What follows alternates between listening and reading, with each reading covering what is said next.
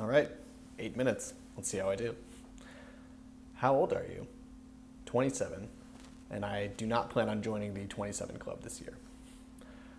What do you do for a living? I have two main gigs. One is I manage a yoga studio, which is a beautiful job full of amazing people. And I'm a hypnotherapist and cognitive behavioral therapist, and I see clients regularly. Since I'm still pretty fresh in my therapeutic career, then the income is mostly from the yoga job at the moment, but that trajectory is changing. And I plan on increasing my clientele and subsequently dropping my shifts here. They're both great, but one of them is more in line with what I really want to do. My current financial circumstances, I still have some student debt from my training, but not much. At this point, I'm making between 30 and 40K a year and plan on that number continuing to rise every year, culminating in six figures by 2023. That is my plan. How tall am I? I'm 5'7" on a good day, 170 centimeters if you're a logical person who uses metric. Props to you. What do you want to achieve in this life? So many things. All right, where do I start?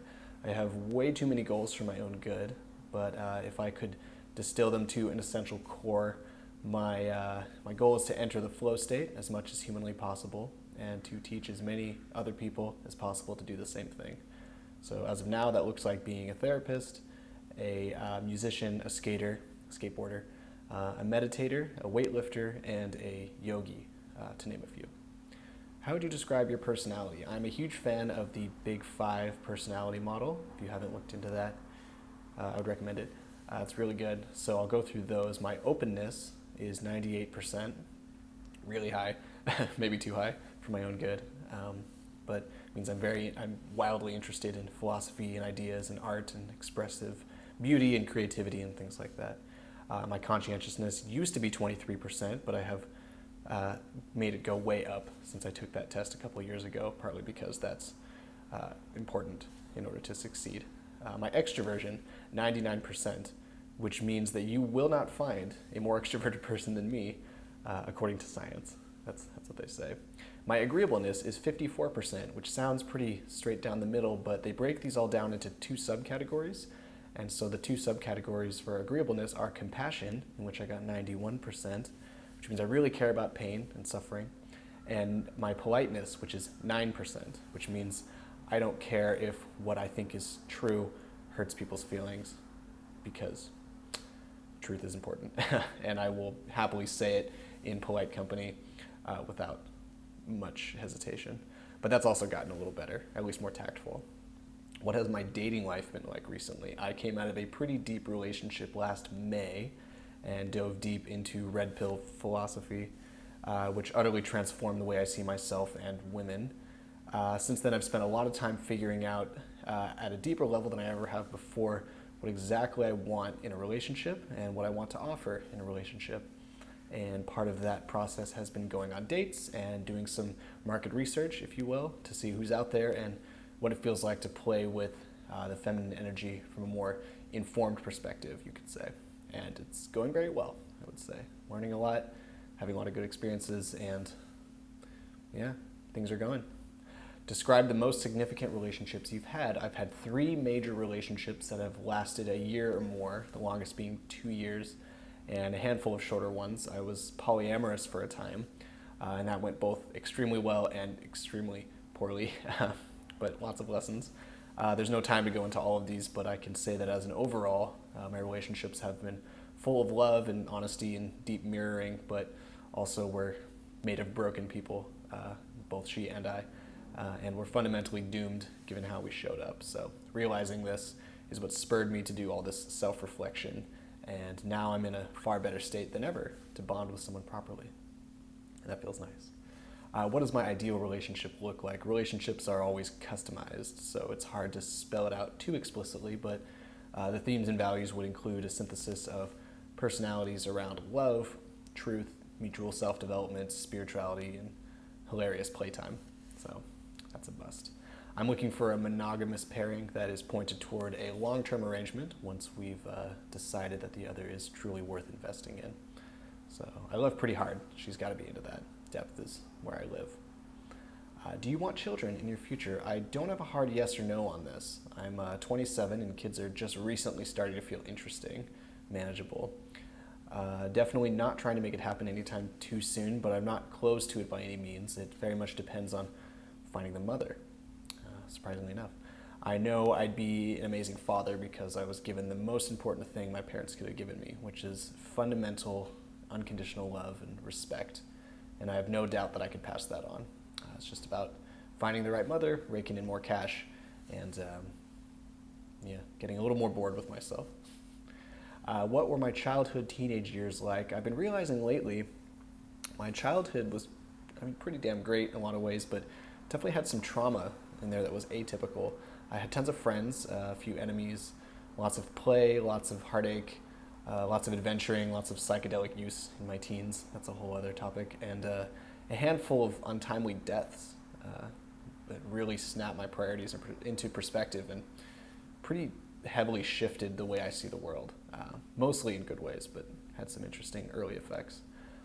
Do you have a good relationship with your parents? I love both of my parents deeply. I have a great relationship with them. Obviously, I have criticisms of their decisions and their mindsets, and it hasn't always been as peachy as it is now, but they absolutely nailed that most important part of parenthood. And so I am repaying them by nailing the most important part of offspringhood, you could call it, which is appreciation and sticking around and just showing up, with them because they deserve it.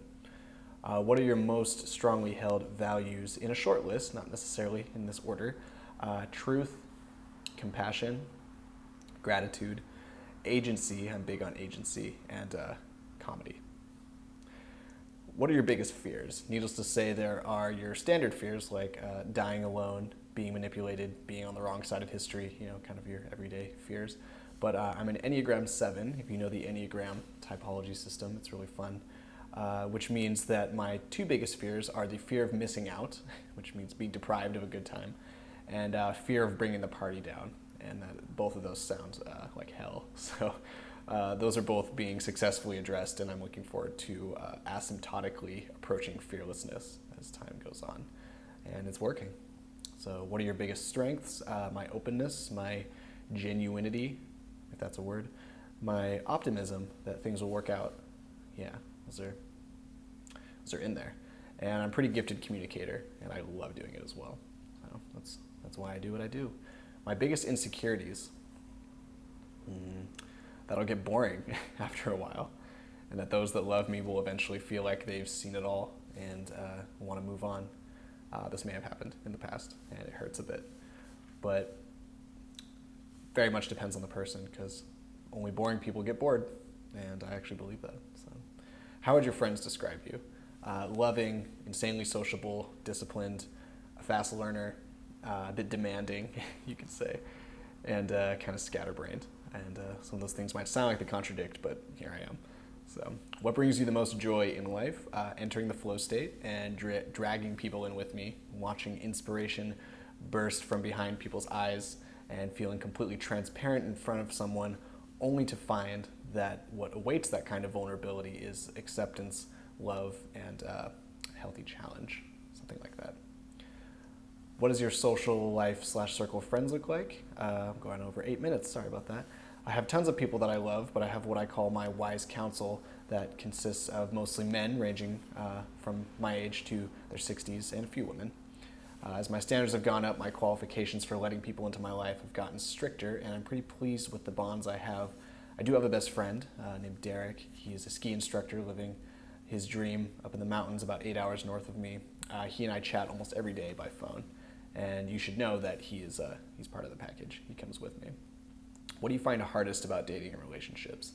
Hands down, the two hardest things for me about dating is one, that whole withholding oneself for the sake of mystery phase. I really struggle with that because I like to go deep more or less as fast as possible, or as fast as someone is willing to. But I have come to recognize that mystery is, not only attractive, but also evidence that one is not too eager and too desperate. And I'm developing a taste for the true self-esteem that underlies healthy mystery rather than the faux mystery of hiding oneself. It's a subtle balance between those two, and I'm getting better at that. And then the second one is just finding high quality women. I mean, I have really rigorous standards for the people in my life that are going to be really close, and they are as high as they can be for my future partner, I think, as they should be. And I would recommend others do the same. And there are a lot of beautiful hearts out there that are really easy to love, but choosing the right partner from both an emotional and a practical perspective is a massively important choice. And taking it seriously means a lot of wading through the water and a lot of waiting. And that can be discouraging, but there's no other option, and I'm happy to accept that. So thank you for your time. Thank you for your focus, your attention, and I look forward to your feedback. I'll see you soon.